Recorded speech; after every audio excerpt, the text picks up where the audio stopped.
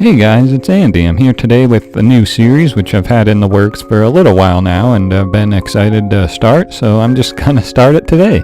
As you can see by the title, I'm going to name this series Make a Mega. And if you don't know what I mean by that, I am referring to Pokemon Mega Evolutions.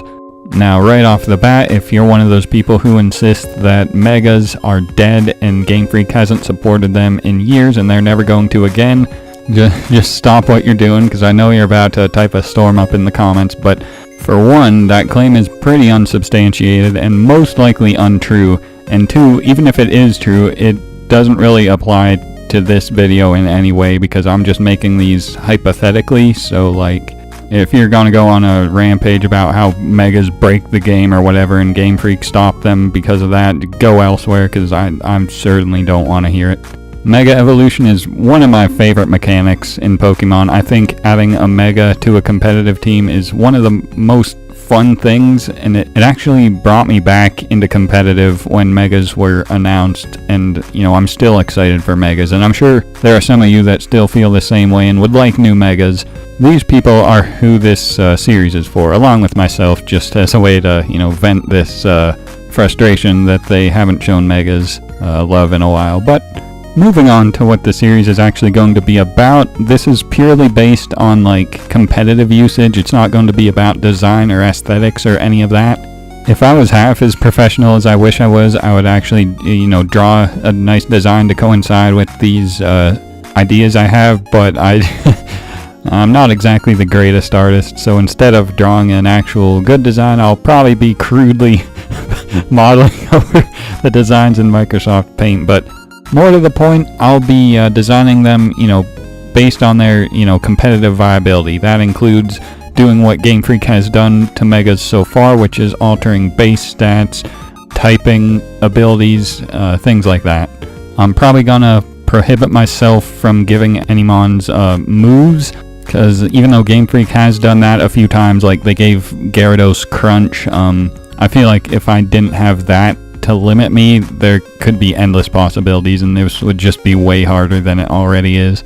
Keep in mind that when I make these designs, I'm biased towards Smogon singles, so I don't really take, you know, VGC or, you know, non-Smogon based rules into effect. So that's pretty much going to be what most of this series is. So if that upsets you, I'm sorry, but yeah, let's just move on. So yeah, with all the groundwork out of the way and 2.5 minutes into the video, I think it's time to begin with the very first Pokemon I'd like to give a Mega. And that is none other than Noctowl. Noctowl is a personal favorite of mine, being one of my favorite normal types, my favorite, you know, regional bird, one of my favorite mons from Johto. Just an all-around, you know, one of my favorite mons. It's just always suffered competitively, and it's kind of been disappointing as a fan of Noctowl. However, with the advent of Megas, I feel like this issue can actually be solved pretty effectively. So let's take a look at base form Noctowl as it currently stands, shall we? We see that Noctowl is normal flying, so right off the bat it's immediately going to be compared to things like Pidgeot. Comparing its base stats to Pidgeot, though, we can see that Pidgeot has about 30 points extra than Noctowl, so already not off to a great start. We'll begin with Noctowl's HP stat, which is at a very commendable 100. Unfortunately, it just goes downhill from here with the rest of its stats, including base 50 in both attack and defense, both of which are completely atrocious. Mediocre at best special attack at 86, special defense at 96, and just barely scraping a passable speed tier at 70.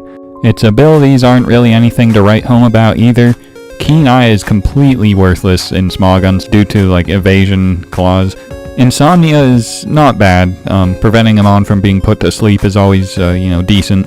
As well as Tinted Lens being a nice way to boost its, like I said, mediocre special attack, so it can hit harder with its stab moves, which are resisted by many types. So we get a pretty common, underwhelming type, very underwhelming base stats to the point where it really suffers, and then decent abilities at best. With this in mind, I came up with a few ideas that I think can turn Noctowl into a semi-decent, if not, you know, pretty good Mega. I had a couple ideas, and I guess I'll just list them in the order I had them. So to begin with, I initially figured it would be cool to give Mega Noctowl the ability Aerialate. This would be cool because Noctowl gets access to Hyper Voice, which it already gets Stab on, but with Aerialate it would get not only Stab, but also an even stronger boost, akin to the likes of Mega Gardevoir and Mega Altaria. To go along with this ability, I also gave Noctowl its 100 additional base stats, including 40 additional to defense, 30 additional to speed, and 30 more to special attack. I also thought about changing its type to include Psychic in there, perhaps dropping Normal type. After all, Noctowl is pretty renowned for its psychic abilities, but after reconsidering, I determined that it probably wouldn't be in its best interest to lose its Normal type, especially to something like Psychic, which would give it a Ghost's weakness as opposed to a Ghost immunity. Then, after reconsidering that, I actually took a closer look at Noctowl's move pool and realized that it actually has access to Hurricane this generation. As of Ultra Sun and Moon, Noctowl actually gets Hurricane. I had no idea about that before doing this research. Once I realized this, I wasn't as keen on giving Noctowl Aerialate. Immediately upon realizing it had access to Hurricane, however, I thought of another ability which it could definitely appreciate. That being, of course, No Guard a la Mega Pidgeot.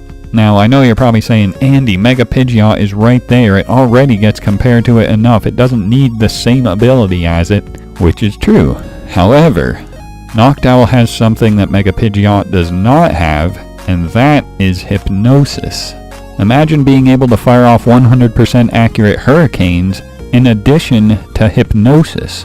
After thinking about it for a minute, I determined I didn't actually like it that much, and feel like even with the Hypnosis gimmick, it's just too comparable to Mega Pidgeot. Instead, I came up with my final and favorite idea for a Mega Noctowl build.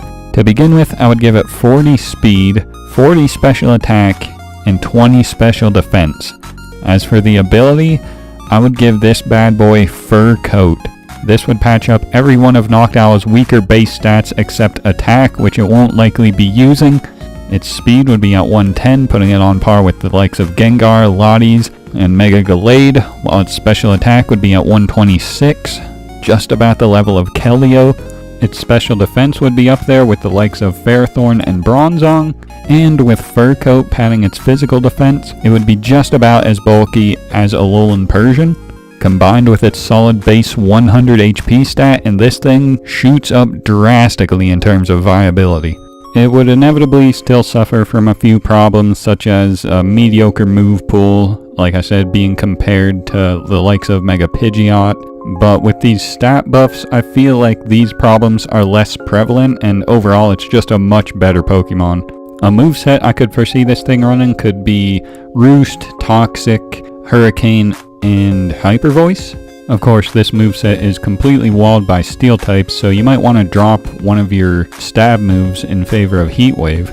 You can also, of course, include Defog on there, perhaps in place of Toxic if you need that, but Toxic is a nice way to wear down like Rock types, I guess, since even if you add Heat Wave to deal with Steel types, you'll still be pretty much walled by Rock types, so Toxic could be nice to wear them down, since with the Fur Coat padding, Noctowl won't be as threatened by Stone Edge, for example. Not to mention with the additional speed, you can just Roost before they get off their Stone Edge, and then with the Toxic wearing them down, it could be a nice way to counter Rock types. Of course, there's other niche things too it could run, like U-Turn, but I feel like until it gets something huge like, say, Calm Mind, it would still be along this line of a build. I think Calm Mind could really push Noctowl over the edge, but like I said at the beginning, I'm not going to give any Mons moves. So yeah, with all that being said, I believe I have my build for Mega Noctowl. Like I said, Noctowl is easily deserving of a Mega, and if it got something like this, I would certainly be satisfied. But let me know how you guys feel. Do you approve of a Mega Noctowl like this, or if you could make one, how would you design it? Be sure to let me know in the comments, as well as any other comments you may have. And make sure to subscribe if you haven't already and are interested in seeing more of these Mega builds, because like I said, I'll definitely be making more of these. But for now, I believe I've said all I needed to say, so I'm gonna get on out of here. Thank you guys for watching, and have a good day, guys.